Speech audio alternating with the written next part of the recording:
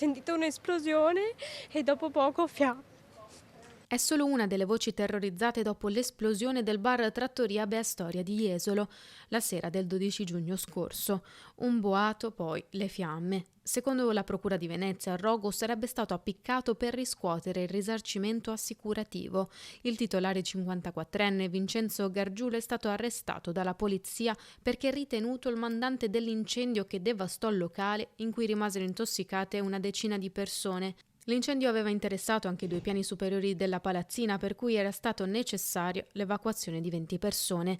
L'inchiesta condotta dagli investigatori della squadra mobile di Venezia ha consentito di raccogliere gravi elementi indiziari nei confronti del padovano, titolare del ristorante, ritenuto essere appunto l'ideatore e il mandante dell'incendio messo in atto per ottenere il contributo assicurativo. Dalle indagini emerge che nei confronti dell'indagato sarebbero state raccolte prove inequivocabili. Eseguiti inoltre 2 decreti di perquisizione nei confronti del titolare del ristorante e di un 50enne sospettato di essere l'esecutore materiale dell'incendio. Sul 54enne pendeva già una condanna a 11 anni perché accusato, quando viveva a Gorizia, di essere il finanziatore di un traffico di droga.